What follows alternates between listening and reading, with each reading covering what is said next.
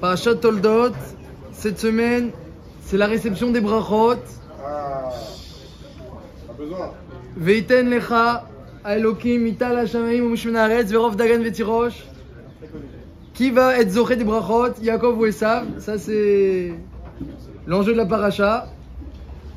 Et la shéla c'est ma bircha la safek. Comment c'est possible qu'il y ait eu une histoire autour des brachot? Yitzhak il veut bénir Esav, Rivka elle veut bénir Yaakov. C'est pas shoot, les brachot elles sont magiot les Yaakov. Est-ce qu'on ne sait pas que Yitzhak, comme c'est marqué au début de la paracha, est-ce qu'on ne sait pas que Esav, comme c'est marqué au début de la paracha, il est tout Adom, c'est-à-dire qu'il est sanguinaire, comme on voit au sujet de David Améler aussi qui avait la même mida.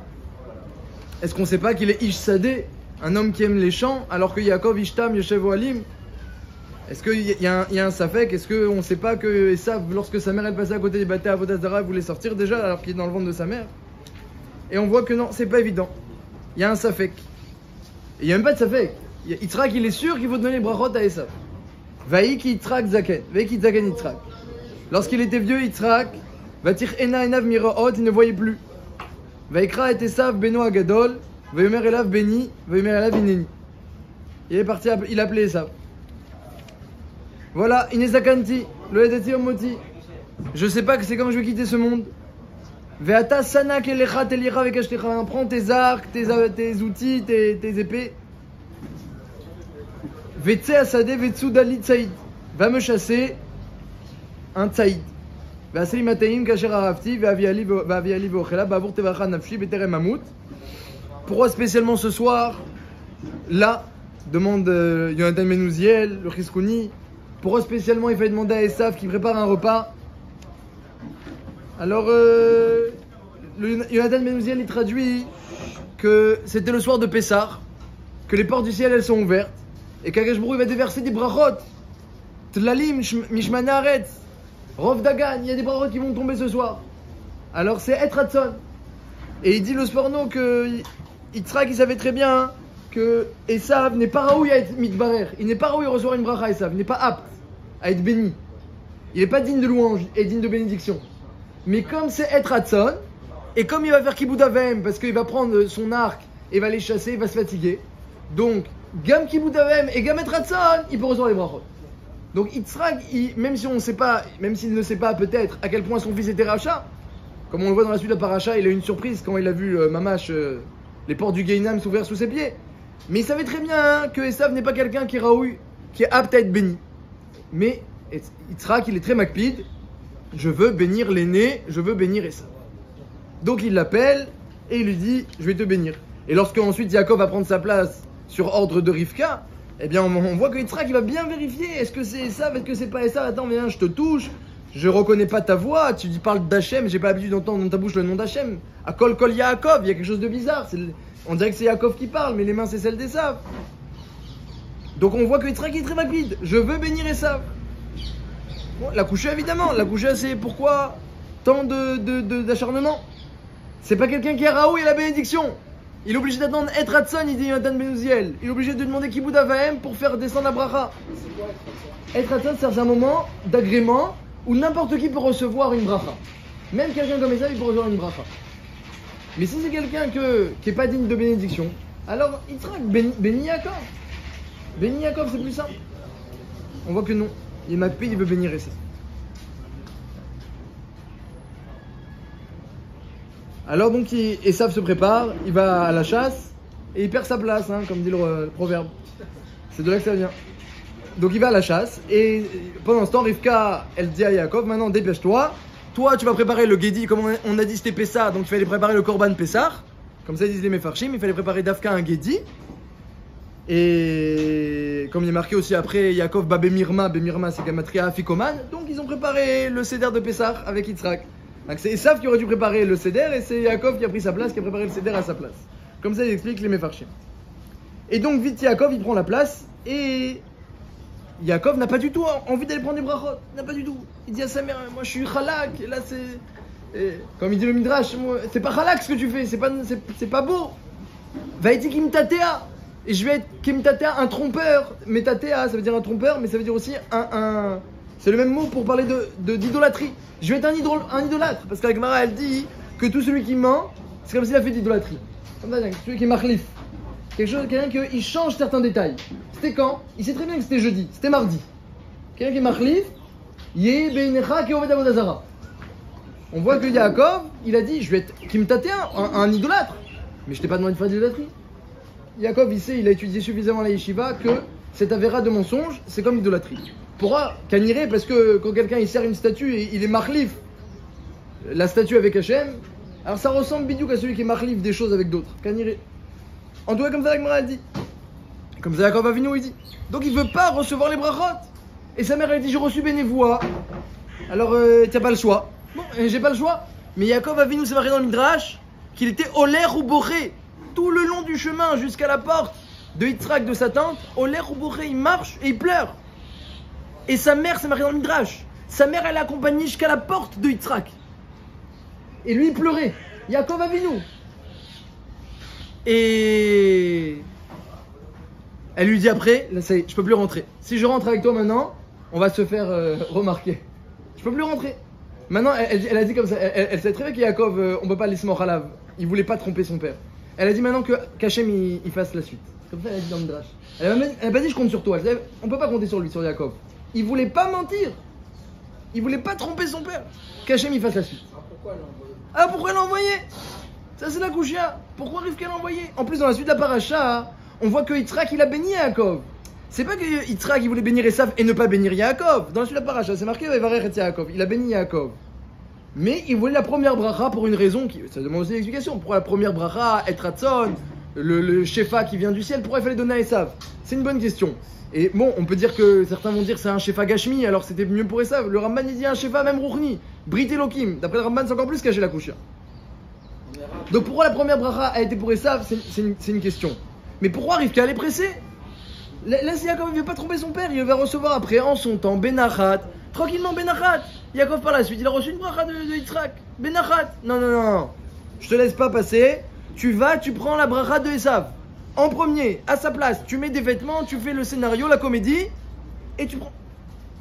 C'est quoi cette comédie? Ça se comprend, Rav. Si elle sait que un des deux fils est plus méritant, qu'elle veut lui faire récupérer le srout, mais ce qui est bizarre, c'est qu'elle sait qu'il va pas passer au test du mensonge. Ah oui, non. Yitzhak, il était aveugle, comme ça arrive à Tirena, donc elle savait que c'était possible de mentir. Elle savait qu'il était aveugle. Mais la question, c'est pourquoi passer par des moyens qui sont pas clairs. Arrête, on sait très bien dans la Torah, la fin ne justifie pas les moyens. C'est un klal gadol dans la Torah. Et pourquoi? C'est très simple, pourquoi? Parce qu'Akadosh Baruch Hu, il te demande pas d'arriver à la fin. Il te demande pas d'arriver à des résultats. Qui c'est qui peut dire je vais arriver à des résultats? Est-ce qu'il y a des résultats qui dépendent de toi? Tout dépend du ciel, sauf la crainte du ciel. Il n'y a rien qui dépend de toi. Alors Hachem il dit, je te demande pas les résultats, mais fais des efforts et fais-les bien. Donc le but, c'est pas d'arriver à des fins. Au contraire, c'est d'utiliser des bons moyens. Et les fins, Hachem il fera la fin qu'il veut. De toute façon, c'est lui qui est le maître des fins. Le maître des résultats. Anachnu poalim ve'u if'al, comme ça il disait Rav Israël Salanter. Nous, on s'efforce et lui il produit.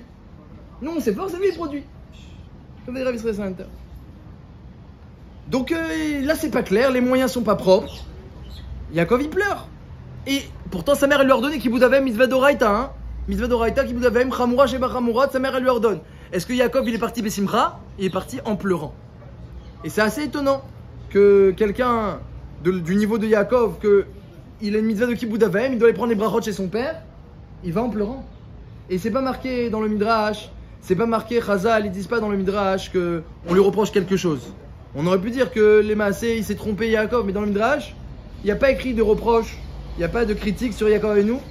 Bien qu'il est parti chercher les brachot en pleurant, on n'a pas vu de critique. Donc évidemment la question, que pourquoi Yitzhak il voulait bénir Esav, pourquoi Rivka l'a pas attendu, elle voulait tout de suite que Yaakov il passe avant, alors qu'il aurait pu recevoir des brachot en deuxième position Benachat.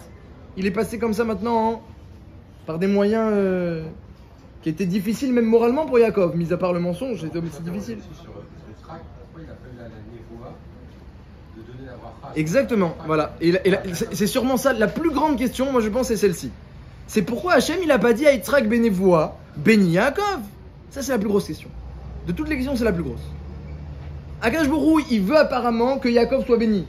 Il le dit à Rivka, bénévoie. Rivka, elle n'a pas dit ça d'elle-même, c'est marqué dans le Targum. Elle a dit bénévoie. Comme ça, c'est marqué dans le Targum Onkelos, qui a été donné au Sinaï, le Targum Onkelos. Donc elle a dit bénévoie. Alors si c'est une névoie d'Hachem, qu'Hachem il disait Yitzhak. C'est-à-dire c'est Hachem qui a organisé le scénario. C'est Hachem qui a organisé finalement. Il n'a pas dit à Yitzhak. Il sait très bien qu'Yitzhak il veut bénir Esav pour une certaine raison. Mais ça, Hachem le sait. Il a dit Hachem en secret à Rivka pour que Rivka leur donne à Yaakov, que Yaakov il aille en pleurant, ils mettent des vêtements de Esav et ils disent Anochi Esav vechorecha. Avec le mal de cœur. C'est Hachem qui a organisé tout ça.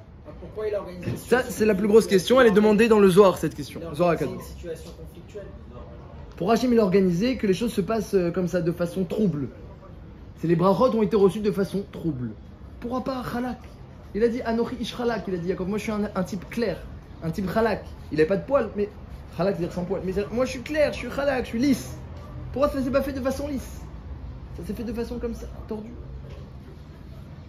Là, c'est la question. La grosse question.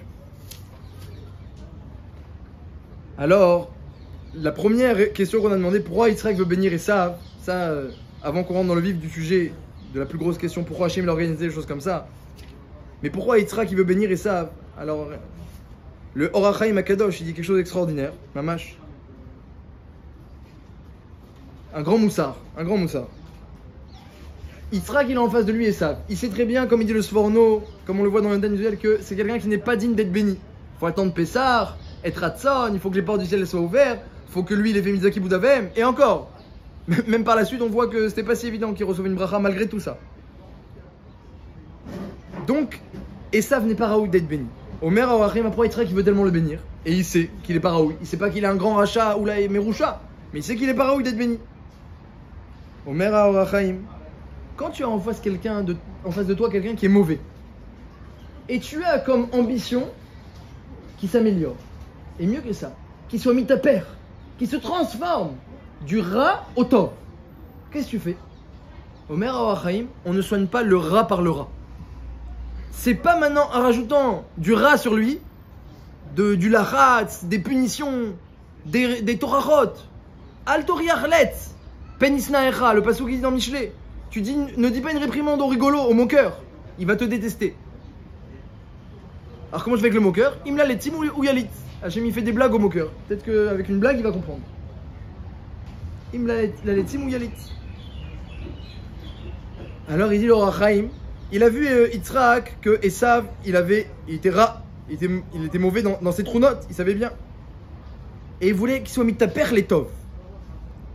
Alors qu'est-ce qu'il a fait? Il a dit, je vais être marbé, un shefa de tov. Je vais multiplier un flux de bonté, d'après certains matériels, d'après d'autres, d'après le Ramban, même spirituel. Dans le Midrash, c'est plutôt machma matériel. Ramban, il ose dire que même spirituel. Et Yacholiot, qu'il va recevoir tellement de brachot, qu'il va être quelqu'un de bien. Quand quelqu'un il a plein de brachot, quand quelqu'un reçoit du tov, alors il a envie lui aussi de faire profiter les autres. C'est dur de supporter tout le tov sans faire partager les autres. Hein, Khatan, il est très content. Ah, pourquoi il y a une mitzvah de venir le réjouir? Il est déjà très content. Parce que justement, il est tellement content et tellement de simcha qu'il faut qu'il partage sa simcha. Et la simcha, quand elle est partagée, eh bien, c'est comme ça qu'elle est le mieux vécue. Sinon, c'est mal vécu peut-être même. Il a pas comment exprimer sa simcha. Donc, c'est dit Yitzhak, Bechochmato, Esav, il est mauvais, il savait pas à quel point. Esav, il est mauvais, il a des mauvaises tendances. Je vais être marbé du tov, je vais être marbé des brachot.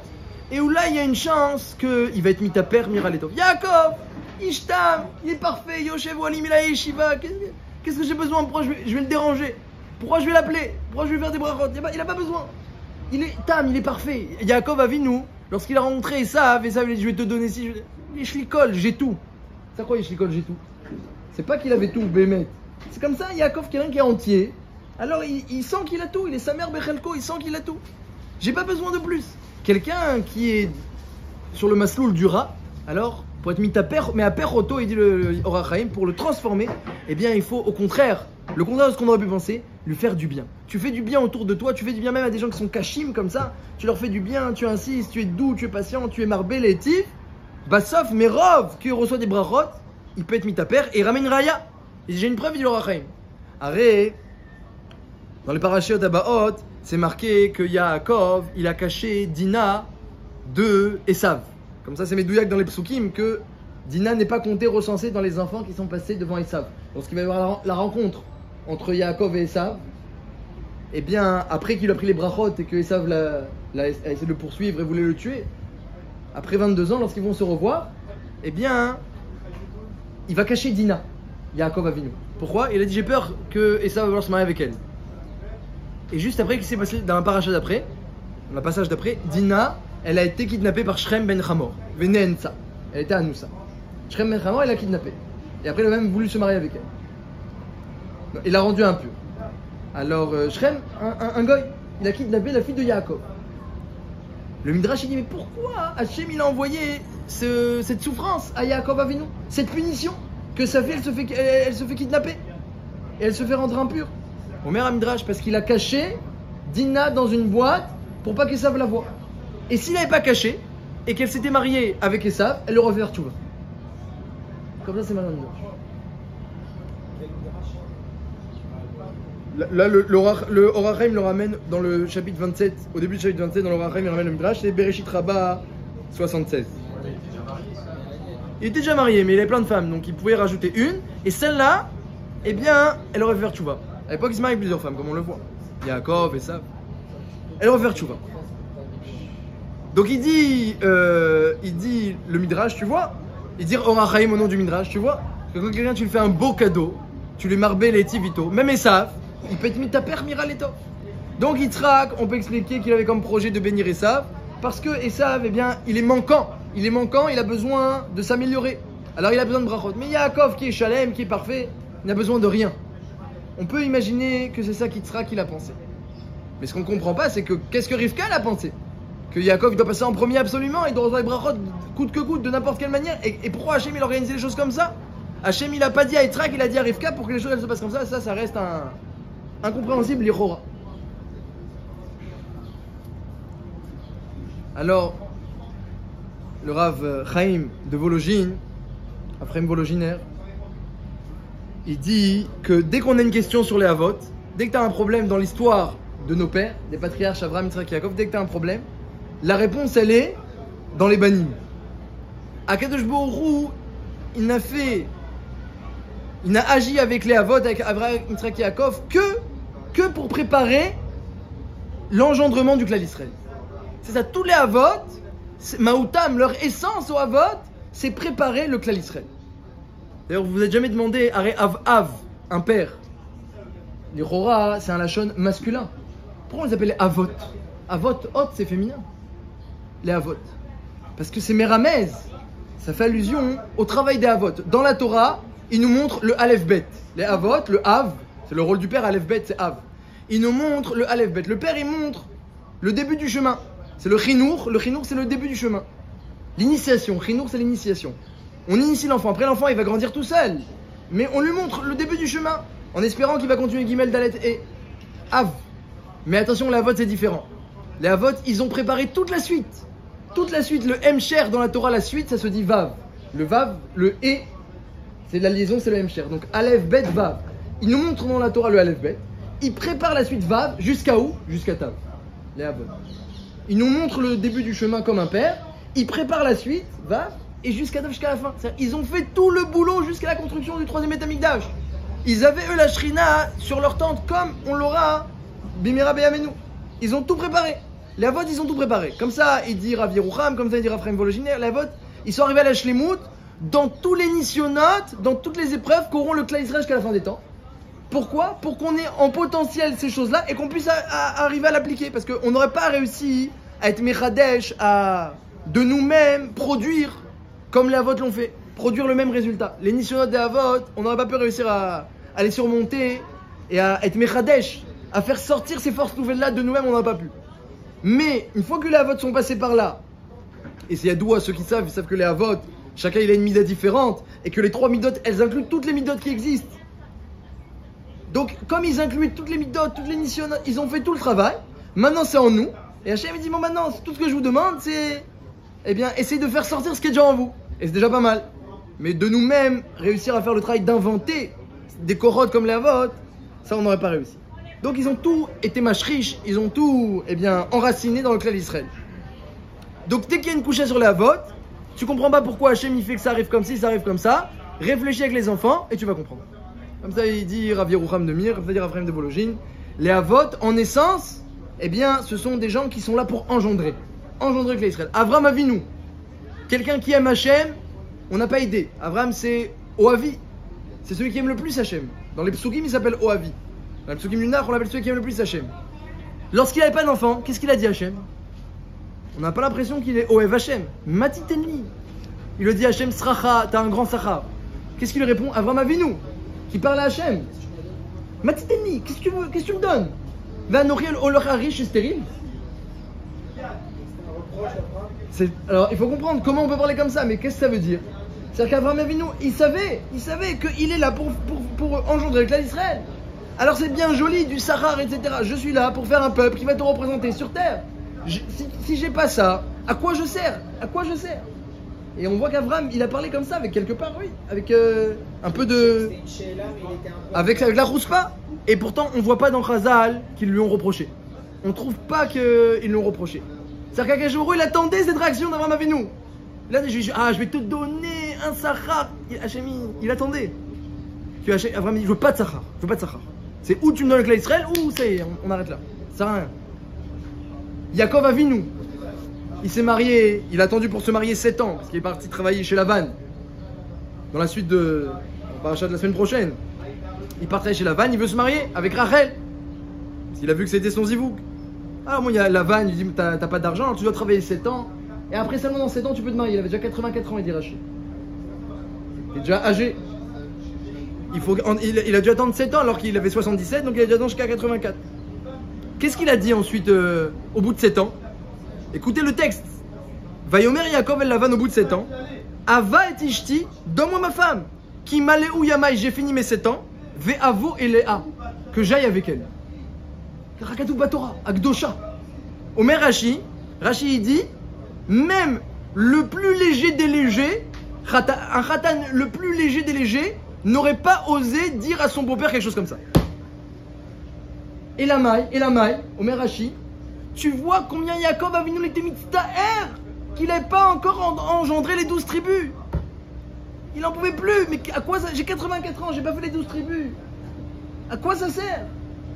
Les Avot, ils sont là pour transmettre l'héritage aux Banim qui sont le clan d'Israël. C'est ça leur essence. Donc s'il y a une question sur les Avot, tu comprends pas pourquoi Hachem il a organisé les choses comme ci, pourquoi il leur avait des épreuves comme ça, la réponse elle est pour les Banim. C'est toujours ça la réponse.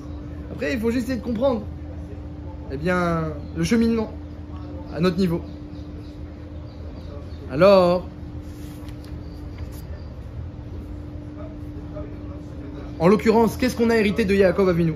Qu'est-ce qu'on a hérité? Vous prenez un monsieur normal, un bon monsieur, un bon goy, vous lui dites il y a des brachot à récupérer. Il y a des brachot à récupérer. Bah, faut aller chez ton père, il va te donner des brachot. Il va courir. Des brachot. Les portes du ciel elles sont ouvertes, je reçois des brachot. Il va courir. Même Esav lui-même, aussi rachat qu'il était, il a pleuré, il a versé plusieurs larmes, pour les brachot de son père. Lorsqu'il a vu que Yaakov lui a pris les brachot, il a pleuré. N'importe qui comprend que la transmission des brachot de père en fils, c'est un moment sacré. Et Yaakov, il veut pas y aller. Il veut pas aller recevoir les brachot. Mais ta mère, elle t'a dit, t'as une voix. Je suis dérangé. C'est pas glad, c'est pas parfait. Je dois prendre la place de l'autre, il y a un peu de mensonge. Mais le mensonge, c'est permis quand c'est les tzorer. À la khalema, c'est le mensonge, c'est permis quand c'est les tzorer. Imagine que par exemple, t'as fait quelque chose qui peut énerver ta femme. Imagine, pour parler de Shlom Bayit par exemple. Quelque chose qui peut énerver ta femme. Et que c'est pas nécessaire qu'elle le sache. Et ben, c'est moutar les chanotes. Tu peux lui cacher la chose. Bien que dans la Torah, c'est assourd de mentir. Mais lorsque c'est nécessaire, il y a une toilette, par exemple Shlom Bayit, tu peux cacher la chose. Sarah, elle a dit, mon mari est vieux. Hachem n'a pas ramené. Comment je vais avoir un enfant? Hachem n'a pas ramené Avram. Hachem a dit, Sarah a dit, je suis vieille. Elle n'a pas dit, je suis vieille. Elle a dit, mon mari est vieux, elle a dit Sarah. Hachem, il ment pas. Donc c'est moutard. C'est moutard parfois lorsque c'est nécessaire. Il ne faut pas abuser. Il faut que ce soit nécessaire.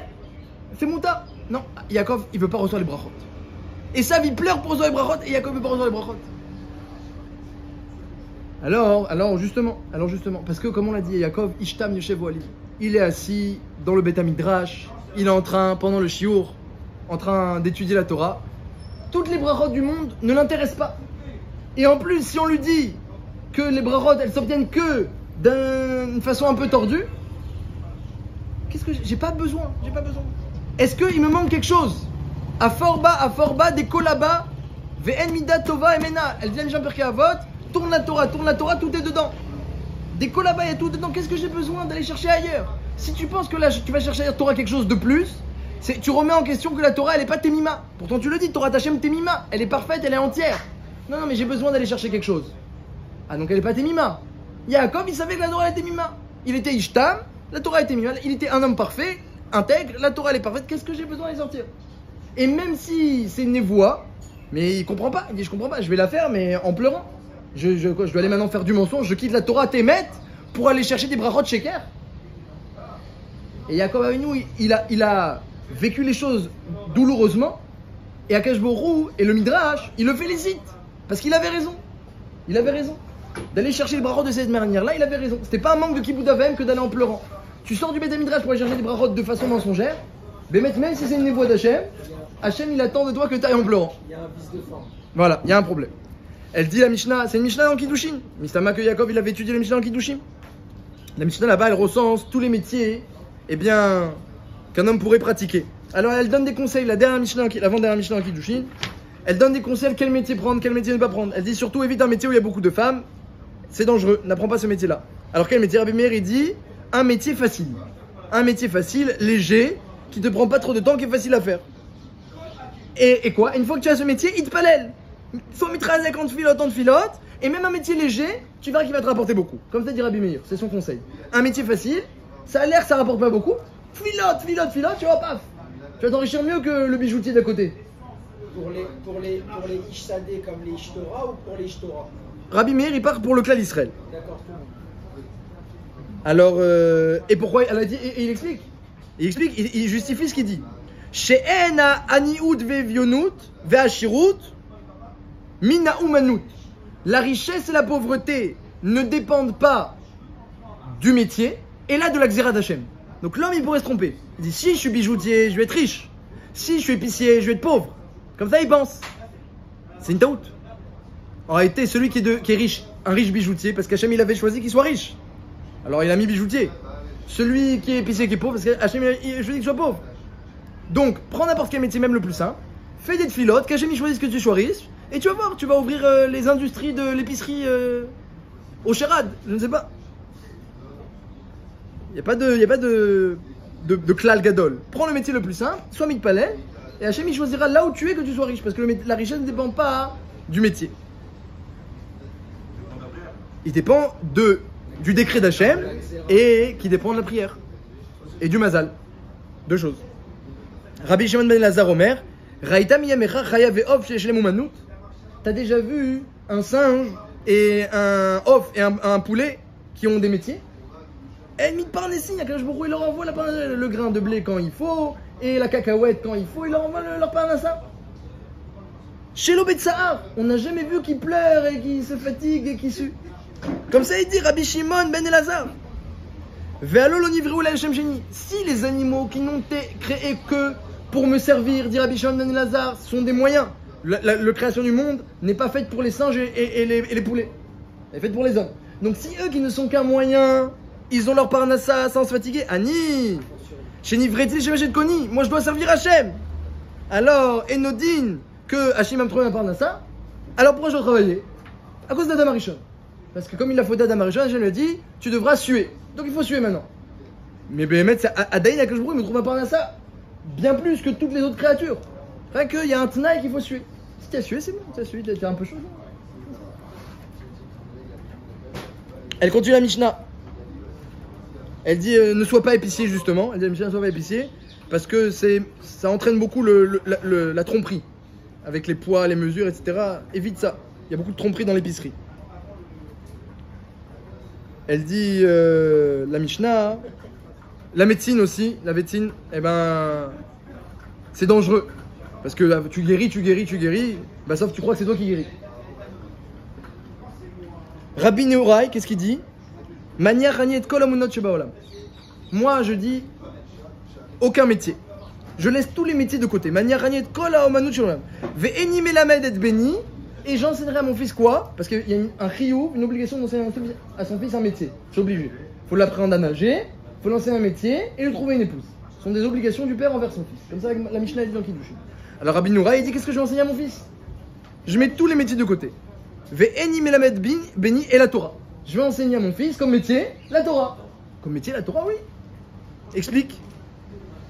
Pourquoi? Il explique. Parce que Aradam Ochel Misra Rabba Olamazé, il y a écrit dans la Mishnah la Torah, Keneget Kulam, on mange les fruits tout de suite. Va Keren Kaemet Lola Olamaba. Arrête, qu'est-ce que tu cherches? Un fonds d'investissement rentable. Keren Kaemet, Torah Keren Kaemet. Qu'est-ce que tu veux? Que tu manges tout de suite les intérêts. Ochel Perot Baolamazé, tu manges les intérêts. Toi, tu veux du capital garanti. Capital garanti, tu manges les intérêts tout de suite. C'est marqué sur la Torah. 1 heure pour que je comprenne. Keneget Kulam. Sur la Torah, c'est marqué Keneget Kulam. Attends, c'est pas fini, il s'arrête pas, Rabbi Nehorai. Et il dit, attends, viens, on fait la comparaison avec les autres métiers. Cher Kolam Omanout. Viens, imagine, je vais l'apprendre dans notre métier. Imagine un jour, il est malade. Il pourra pas travailler. Imagine un jour, il est vieux. Il pourra pas recevoir de l'argent. Imagine un jour, il a des issourines. Comment je peux garantir à mon fils que dans tous les cas, quoi qu'il en soit, eh bien, il sera protégé? Il n'y a pas un métier qui a une garantie de protection. La Torah, c'est marqué Magina Mina Issourine. Ceux qui étudient la Torah, les souffrances le fuient. Ceux qui étudient la Torah, les maladies le fuient. Donc la Torah, elle protège. Et dans tous les cas que tu sois, alors si tu es vieux, il y a marqué Od Yenuvun Beseva, Deshenim Varanim, que Hachem, eh bien, ceux qui étudient la Torah, même lorsqu'ils sont vieux, il leur renouvelle leur force. Et si tu es jeune, mais que tu es malade, alors Kove Hachem Yachlifu Kohar, tu espères en Hachem et tes forces vont te renouveler. Et voilà, après il le prouve de Avram et de Yitzhak et de Yaakov, qu'à chaque fois il y a écrit que Zaken, alors que eux-mêmes, ils ont pris comme métier la Torah. Comme ça, la Torah, la Mishnah le prouve. Alkol Panim, alors on essaye de comprendre un petit peu le raisonnement de Yaakov Avinu. Yaakov, il est dans les tentes, il est en train d'étudier, il connaît tous ces principes-là, il le vit, il le sent, il le ressent, il le vit, et sa mère, elle l'appelle pour aller chercher les brachot, ça l'intéresse pas du tout. Et Bémet, comme ça, il dit Rav Dessler, que pourquoi Yitzhak Avinu, il veut donner les brachot à Esav et pas à Yaakov? Il dit parce que Esav, il est tout manquant, donc peut-être les brachot vont lui apporter quelque chose, et Yaakov, il ne manque de rien. Donc qu'est-ce que je vais le déranger? Qu'est-ce que je vais appeler les brachot? Il n'a pas besoin. Je vais le mettre sur le dos des brachot, ça va le troubler plus qu'autre chose. Yaakov, voir comment il est. Yitzhak, il savait ça. Rivka, elle a compris, elle a reçu une voix, ça devait se passer autrement. On ne peut pas dépendre de Esav pour recevoir la parnassa. On doit recevoir notre parnassa nous-mêmes. On ne peut pas dépendre de lui. Si on dépend de Esav, c'est une catastrophe. Il y aura des générations où ils vont nous donner, comme Antoninus qui descendait de Esav, qui était généreux avec les Juifs. Il y a des générations qui ne vont pas nous donner. Il y aura un autre qui va sortir de Esav, il marche mot, et va vouloir tuer tout le monde. Et la Gemara, elle en parle déjà. Que Yaakov, il a eu peur de celui qui va sortir de Esav. Et la Gemara, elle dit dans Megillah Davzaïn, Germania, la Germanie. Comme ça, c'est marqué dans la Gemara dans Megillah, qui a été rédigé il y a 1800 ans. 1600 ans. Donc, Yaakov, il savait qu'il y avait des engendrements mauvais. Et Rivka, elle le savait encore mieux. Donc, elle dit, il faut absolument qu'on ne dépende pas de Esav qui la reçoit les brachot. Alors, ce qu'on a dit, la plus grande question, c'est pourquoi Hachem il a organisé les choses comme ça. Ça, c'est la question, pourquoi Hachem il n'a pas donné la névoie à Yitzhak, il l'a donné à Rivka. Qu'est-ce qu'on voit? On voit qu'Hachem, c'est la réponse, il voulait pas que Yaakov, il aille tranquillement chercher les brachot chez son père, à la place d'Esav. Ça ne devait pas se passer de façon tranquille.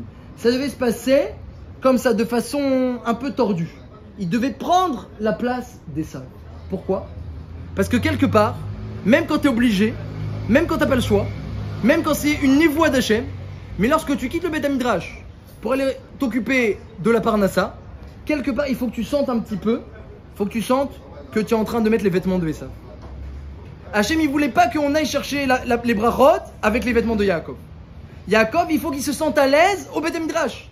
Où tu habites, Rechov Anassi, je vais Esrei. C'est là où j'habite. Après, là, le boulot, c'est après, je mets la veste d'Esav et je vais au boulot. Un homme, il doit sentir comme ça. Il doit s'identifier. Ici, c'est ma simcha, c'est mon achat. Et si c'est pas le cas, mais qu'il trouve des shiurim et des chavrutot et qui s'organisent comme il faut pour que ce soit son achat, son endroit de nachat. Ici, je m'identifie, c'est mon achat, je m'épanouis, je grandis, je me construis, j'apprends. J'ai des kinyanim, des vrais kinyanim. Et après, quand je sors, je mets la veste des sables et je vais au travail. Comme ça, Hachem, il voulait que les Juifs y ressentent. Il a ancré ça dans Yaakov Avinu. On va pas chercher les brachot avec les vêtements de Yaakov, on va chercher les brachot avec les vêtements d'Esav. Tu vas te faire passer pour Esav, tu vas dire Anochi Esav Bechorera, et comme ça, tu vas recevoir les brachot.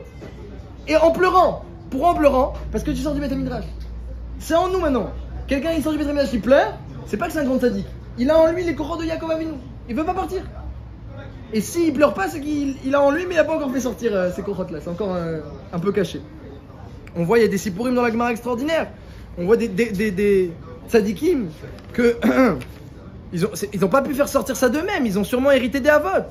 Elazar ben Kharsom, pour ne mentionner que lui. Elazar ben Kharsom. C'était pas un grand Talmid Chacham, c'était pas un grand tzaddik. C'était le fils d'un riche propriétaire. Son père il était propriétaire de 1000 villes. 1000 villes il avait le père. Et combien de finot bayam. Et il a tous les gars, son fils Elazar ben Kharsom. Et lui il a dit je veux pas. Il se cachait, il s'enfuyait, il veut pas, il veut étudier. Il veut étudier la Torah. Il prenait un sac de farine et il allait de ville en ville, il fuyait ses responsabilités. Un jour, ils l'ont attrapé. Ils n'ont pas su que c'était lui. Ils ont dit, sur la vie de Elazar ben Kharsom, ils ont dit, ils savaient pas que c'était lui. Tu dois travailler pour ton maître, Elazar ben Kharsom. Et lui, c'était Elazar ben Kharsom. Non, je veux pas travailler. T'es rêve de travailler pour Elazar ben Kharsom et lui faire gagner de l'argent. Alors, il avait quand même une bourse d'or. Il a donné sa bourse d'or. Il a dit, donnez à Elazar ben Kharsom cette bourse-là et laissez-moi tranquille. Moi, je garde ma farine. Donnez-lui à Elazar ben Kharsom. D'où il a cette force? Il a hérité de Yaakov. J'ai tout. Qu'est-ce que j'ai besoin d'autre chose? J'ai tout. Alors il y en a qui doivent assumer la richesse et donner l'argent aux pauvres et aider le Klal Yisraël avec la richesse. Et Elazar ben Kharsom, il a compris que c'était pas pour lui. Il est caniré, qu'il avait des cousins et des gens qui pouvaient s'occuper de cet argent-là à sa place. Même si c'est moi l'héritier, moi j'ai décidé d'hériter d'autre chose. Un autre sipour nifla qu'il y a dans la Gemara, dans Ta'anit Kafalef, avec Rabbi Yochanan et Ilfa. Ilfa et Rabbi Yochanan, d'ailleurs je me suis trompé. Ilfa et Rabbi Yochanan, parce que Rashi dit que Ilfa était Yoter Gadol de Rabbi Yochanan. Donc il faut dire Ilfa et Rabbi Yochanan. Ilfa et Rabbi Yochanan, c'est marqué dans la Gemara dans Ta'anit, c'était deux grands Talmidei Chachamim. Et ils étaient pauvres comme c'est pas permis. Mamash, Aniout Gdola. Alors qu'est-ce qu'on fait quand on est pauvre? Qu'est-ce qu'ils ont dit? Ils se sont dit, c'est marqué dans la Gemara, Amrou, ils se sont dit, viens on va être Mekayem le Pasouk, qui dit, Ephes, qui loye becha evion. Il y a un passage de la Torah qui dit un jour il y aura plus de pauvres. Comme ça c'est marqué dans un passage de la Torah. Efes qui loye becha evion. Un jour il y aura plus de pauvres. Alors Rabbi Yochanan et Elphas ils se sont dit, Ilfa et Rabbi Yochanan, ils ont dit viens on va être Mekayem le Pasouk, un jour il y aura plus de pauvres. Hein, quand eux ils vont travailler, ils disent pas viens on va travailler. Viens on va faire un Pasouk. Viens on va faire un Pasouk. Et ils sont partis.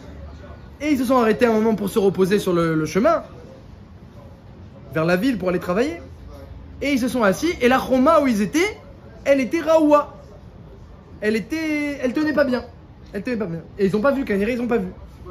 La Choma, il y avait une muraille comme ça, une muraille. Et ils se sont assis là-bas, à l'ombre. Et cette Choma, elle ne tenait pas. Elle était Raoua. Mais ils n'ont pas vu. Mais toute personne qui est Bama comme Sakana, on sait que c'est dangereux. Il y a un kitroug, il y a une accusation. Il faut éviter les endroits dangereux parce que, eh bien, le Satan Mekatred Beshat Sakana. Donc ils se sont assis là-bas, Kaniré sans voix, et ils sont venus deux malachim, et un il dit à l'autre, viens, je m'appile la Choma, et je les tue. Pourquoi? Parce que t'as vu, ils ont quitté la Torah, ils vont aller travailler, viens, on les tue. Bah oui, il y a une accusation, mais comme Sakana, il y a une accusation. Alors l'autre malach, il répond, non. Il y a un des deux qui doit venir Rosh Shiva, Odmeat. On touche pas au Rosh Shiva. Comme ça, l'Agma raconte dans Ta'anit. Rabbi Yochanan, il entend tout ça. Il dit à Ilfa, tu as entendu ce que j'ai entendu? Il dit non. Il dit alors viens on y va et moi je vais rentrer à la yeshiva et toi tu continues ton chemin tout seul. Comme ça, l'Agma raconte que Rabbi Yochanan est rentré et Ilfa il a continué son chemin.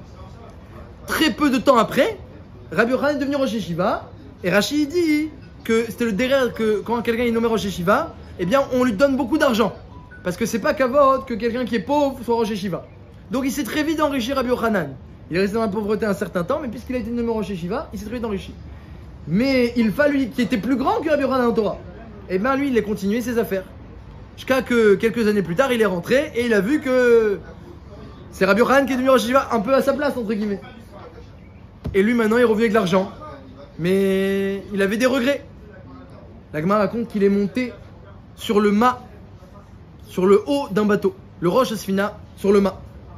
Et il s'est suspendu là-bas en haut du bateau. Et il a dit, dites-moi des braïtot de Rabbi Chia et de Rabbi Oshaya dans tout le chasse, des braïtot. Et je vous trouve une source dans une Mishnah. Hein, les braïtot sont les enseignements qui sont hors Mishnah. Les Mishnah sont les enseignements qui ont été rédigés par Rabbi Yehuda Nassi. Il était tellement fort Ilfa que n'importe quel braïta, qui est pourtant un enseignement qui est hors du chasse, Mishnah, il savait retrouver la source dans une Mishnah. C'est une chorma extraordinaire. Dites-moi n'importe quel braïta de Rabbi Chia, Rabbi Oshaya et je vous retrouve la source. Il voulait dire, que, par là que je suis peut-être parti travailler, mais croyez pas que j'ai arrêté d'étudier. J'ai pas perdu de ma chorma. J'ai pas arrêté d'étudier. Et les Ekenim qui étaient là-bas, ils ont commencé à lui dire des braïtot, comme ça, la Gemara raconte. Et cette braïta-là, et lui répond. Et bon, Hachem, il a pas sauté, il a répondu à chaque fois, hein, il a trouvé des Mishnayot. Il y a plusieurs questions sur ce sipour-là. La première question, j'avais un chaver à la yeshiva, il me demandait toujours cette question. Pourquoi les Skenim, ils lui ont posé des questions? Il est en haut du mât, il dit je vais sauter. Dites-moi une braïta, tu lui dis une braïta? Les Skenim, ils ont demandé plein de braïtot. Et il a trouvé la source. Toujours, il me demandait pourquoi ils ont dit ça. Et une autre chez là, que le pauvre, c'est pas de sa faute, il a pas entendu les malachim parler. Et Abraham, il a entendu, il est rentré à yeshiva, lui, il a pas entendu. Et dans le Sipour, on voit que Bémet, Rabbi Yochanan, il a été récompensé de cela. Alors on comprend pas trop. Alors la première réponse, la réponse à la première question, c'est que Kaniré, les Skenim, ils ont vu que Ilfa, il avait tellement de la culpabilité, un poids sur le cœur qu'il est parti étudier, et que maintenant c'est Rabbi Yochanan qui est Rosh Yeshiva, qui est plus grand que lui en Torah. Et voilà, il est parti travailler. Et maintenant, Rabbi Yochanan il est plus grand en Torah, et lui il a baissé un petit peu, ou en tout cas il n'a pas évolué autant qu'il aurait pu. Il avait tellement de regrets que ils ont compris les Skenim qu'avec leur expérience, et d'ailleurs c'est marqué les Skenim, c'est marqué, c'était pas n'importe qui, qu'il y avait un plus grand piquoir nefesh, c'était plus dangereux pour Ilfa de le laisser dans sa situation de désespoir et de pas lui poser des questions que le risque qu'il saute. C'était plus dangereux.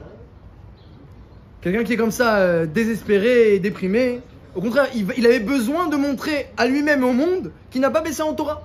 Donc ils lui ont donné la possibilité, même s'il y avait un risque qui saute, mais ils ont caniré que le risque de l'autre côté était plus grave.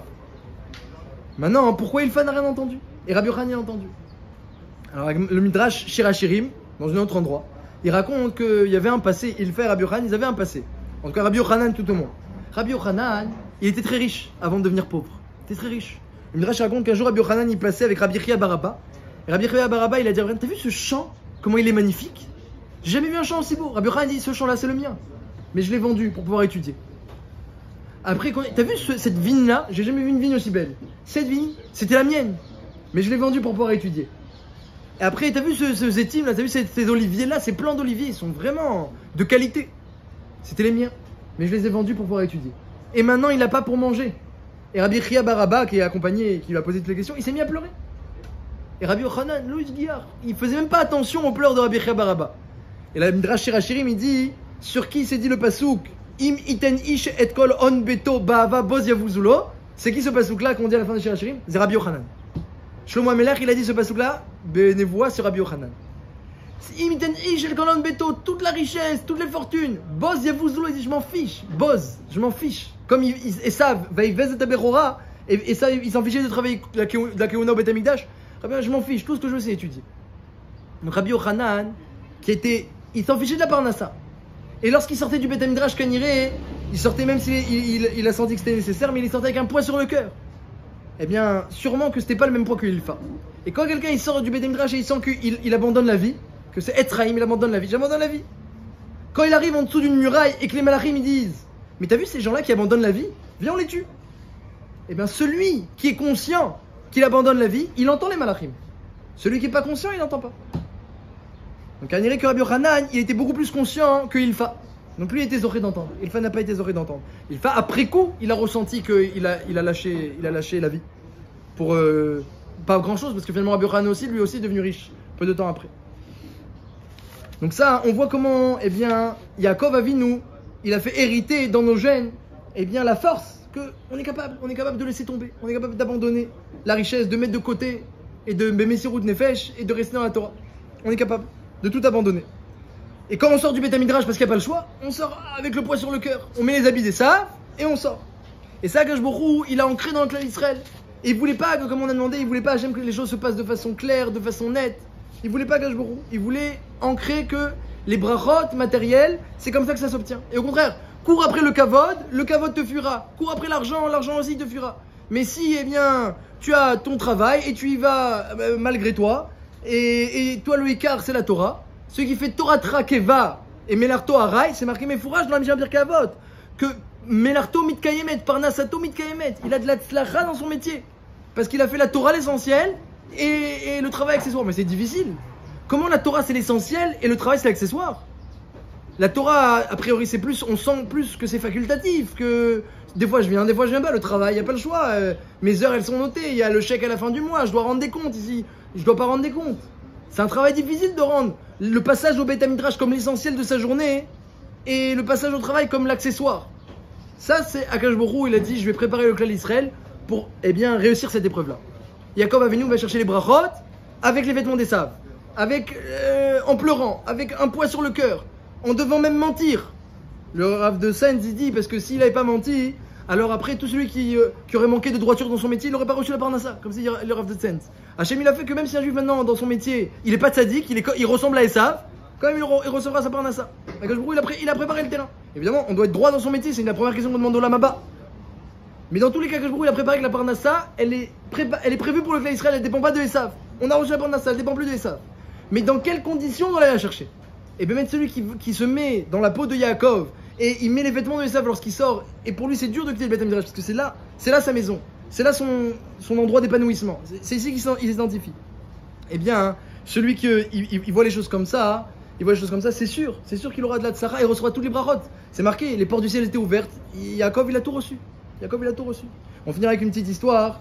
Il y avait un jour un père et un fils sont partis voir le Chazon Ish. Le père il avait dit à son fils tu vas étudier 1 an la yeshiva. Le fils est parti étudier 1 an, il ne voulait plus quitter la yeshiva. Le père il a dit maintenant il faut aller travailler. Ils sont partis voir le Chazon Ish. Alors il a dit voilà on s'était mis d'accord etc. Et le fils il veut plus. Et en plus il dit le père je m'inquiète pour mon fils, qu'est-ce qu'il va faire plus tard, il n'aura pas d'argent et quand il va se marier et quand il aura des enfants et qu'est-ce qu'il va faire et quoi je lui prépare une vie de tsahar. Comme ça le père il disait. Alors il dit le Chazon Ish au père, il dit est-ce que vous étudiez? Il dit oui, qu'est-ce que vous étudiez? Pirkei Avot. Il dit ah très bien, Pirkei Avot. C'est pas une grande macérette, une grande Gemara de Pilpoul, mais c'est déjà bien. Il l'a pas dit comme ça, mais il a compris que quelqu'un qui étudie pas beaucoup, il dit alors voilà, il y a une Mishnah en Pirkei Avot, qui dit Kari Darka Shel Torah. Voici le chemin de la Torah. Pat Bamelar Tochal. Tu manges du pain et du sel. Maïm Bam Tsurat Tishte. Tu bois de l'eau à la mesure. Chayet Tsar Tirye. Tu vis une vie de souffrance. Alaret Tishan, tu dors par terre. Pas facile. Veimata Oseken. Et si tu agis ainsi, Ashrecha Vetovlar. Heureux de toi, ce sera bien pour toi. Ashrecha Baolamazé, heureux de toi. Tu es heureux dans ce monde-ci. Vetovlar, la Olamaba, et sera bon pour toi dans le monde futur. A dit le Chazon Ish au papa, j'ai 2 questions sur cette Mishnah. 2 questions. Première question, que je comprends bien que Olamaba, on sera tranquille. Ceux qui étudient la Torah, ils seront largement récompensés. Je peux comprendre. Mais Ashrecha, tu es heureux Baolamazé, je comprends pas. Et au contraire, Ashrecha, c'est encore mieux que Tovlar. C'est un lachon encore plus significatif que Tovlar. Est-ce que vraiment ils sont plus heureux dans ce monde-ci? Ashrecha Baolamazé. Alors non, mais voilà, Tovlar Lolamaba. Alors il a dit, je comprends pas, pourquoi on est heureux dans ce monde-ci? Alors il y a marqué juste avant, Chayet Tsar Tirye, une vie de souffrance suivie. Donc il y a une certaine contradiction. Première question. Deuxième question, a dit le Chazon Ish, pourquoi il y a marqué Ve'imata Oseken? Il y a écrit, voici le chemin de la Torah, tu manges comme ci, tu bois comme ça, tu dors par terre, tu vis une vie de souffrance, et si tu fais ainsi, Ashrecha, pourquoi si tu fais ainsi? Évidemment, si tu fais ainsi, alors quoi? Tu crois quand je vais dire Ashrecha, je vais parler d'autre chose? On sait très bien de quoi on parle. Si tu fais ainsi, c'est évident. Non, le Tana il a écrit Ve'imata Oseken. Si tu fais ainsi, Ashrecha Vetovlar. Alors quoi? Évidemment, si tu fais ainsi, parce que tu fais autre chose. Ah, il a dit le père, ah oui, c'est une bonne question. Il dit, vous avez la réponse à votre question. Ah bon? Il dit oui. Il dit, votre fils, il a été Oseken. Il a goûté au goût de la Torah. Il a été Oseken. Chose que pour l'instant, vous n'avez pas encore goûté. Il s'est plongé 1 an dans la Gemara, dans Rashi, dans Tosfot, dans le Moussar, dans le Tikkun Amidot, dans la Vodat Hashem, il a goûté le goût de la Torah. Il y a dedans, il y a le organisme, il y a le Gan Eden dans la Torah. Il a goûté le goût de la Torah. Il a été au Seken. Et alors quoi? Quand tu es au Seken, lorsque tu goûtes tout ça, Ashrecha, tu es heureux. Tu te sens bien. Tu as le cœur joyeux. Hein, un jour, il y a raconte, un jour, il y a une Cléopatra, elle a croisé un Chacham qui avait le visage rouge comme ça. Elle dit, mais quoi, mais quel vin tu as bu? Il a dit, j'ai étudié une Sougia de Gemara extraordinaire. Il était rouge comme s'il avait bu du vin. Tellement il était. On peut trouver une Anna extraordinaire, mais hey, non la Maba. Akash Baruch Hu, il a caché dans la Torah. Donc votre fils, il a été au Seken. Mais seulement, le Tana, il dit bien, seulement quelqu'un qui est au Seken, qui met tout de côté, il met tout, il garde qu'un peu de pain avec du sel, un peu d'eau et c'est tout, il peut goûter à ce goût-là. Mais lorsque on met pas tout de côté et qu'on essaie de goûter, on goûte pas. Quand quelqu'un il se plonge dedans, il met tout de côté, même si il le fait pendant 1 heure ou 2 heures ou 3 heures, et il se plonge dedans, il goûte le goût. Il est bichlal au Seken. Et après, il est heureux comme tout. Et alors, le tsahar, la vie de souffrance qu'on lui promet, pour lui c'est pas un tsahar. Le pain qu'il mange avec du sel, il a un meilleur goût que votre foie gras. Et l'eau qu'il boit à la mesure, elle est mieux que tous les vins et tous les whiskies que vous pouvez boire. Quelqu'un qui a ce goût-là, il est pas prêt, il veut pas quitter le Beth Midrash, il est pas prêt. Tu l'amènes, tu dis mais il y a des brachot. Kibud Avahem, c'est une obligation. Il va en pleurant. Il sort du Beth Midrash en pleurant pour recevoir des brachot. Parce qu'il y a beaucoup plus que des brachot ici. Mais ça, il faut être au Seken. Il faut arriver à s'accrocher à la Torah comme ça. Être Raimi, la Marazikimba. Il faut arriver à être Marazik, à être Marzik, à s'accrocher dans la Torah, à se plonger dedans toutes ces fois, à mettre tout de côté pendant le temps où on est là, pour goûter. Et quand on goûte à ce goût-là, alors il dit, ça efface tous les problèmes. Il le dit, vous avez peur pour votre fils. Il dit, vous, Baruch Hashem, voilà, vous avez une situation, etc. Est-ce que vous n'avez pas besoin de Yeshuot? Est-ce que vous n'avez pas des problèmes? S'il y avait une garantie dans la vie, un chemin où on est garanti de pas avoir de problème, il n'est pas top. Mais il n'y a pas ce chemin-là. Mais la Torah, elle te protège, comme c'est marqué dans la Mishnah. Mais Shamarto, tu es vieux, elle te protège, tu es jeune, elle te protège, tu es malade, elle te protège que les maladies ne viennent pas, que les souffrances ne viennent pas, donc elle te protège. Et en plus, les désagréments, à tes yeux, c'est pas des désagréments. Il a expliqué le père aux filles, il a expliqué le Khazanish au père, que c'est un chemin encore plus protégé, ce chemin-là. C'est ça qu'il a expliqué au père, que s'il cherche à protéger son fils, alors la Torah, elle est chomérette. Et la Torah, elle est chomérette. Elle est chomérette à Adam. C'est marqué même lorsque tu te lèves, comme ça dit la Gemara dans Sota, Kafalef. Lorsque tu te lèves et tu fermes ta Gemara, Torah Meshamarto, la Torah, elle accompagne et le protège. Elle protège des souffrances, elle protège du Yetzerara, d'après une Shita. Les souffrances, les coulées Alma. Elle protège même quand une fois que tu as fini d'étudier. Yaakov Avinu, il avait le goût de la Torah, il avait le goût, il avait goûté. Il s'est plongé jour et nuit, il allait même pas s'allonger. Il s'est plongé jour et nuit dans la Torah. Il voulait pas quitter le Beth Midrash. Ça, eh bien, Yaakov, il a ancré en nous que c'est dur de partir du Beth Midrash. Et quand on y va, on y va Anori Esav Berorera et je vais au travail. Allez. Ça veut dire que c'est comme ça. Mais c'est pas là-bas que je vais trouver mon plaisir, c'est ici. Et si j'ai pas mon plaisir ici, je mets à perdre le Beth Midrash. Faut pas être mévater ici. Si le chiour il est pas bien, les ravroutot elles sont pas bien, faut aller voir le Menaël, le Rav. On est mévater, on n'est pas mévater sur la Torah. Les brachot on est mévater. La Torah on n'est pas mévater. Il faut qu'on soit heureux au Beth Midrash. Ça, si imata au seken, ashrecha v'tovla. Rabbi Hanania ou pas? Rabbi Hanania, il a jamais arrêté de le dire, il a extrait les tirats, il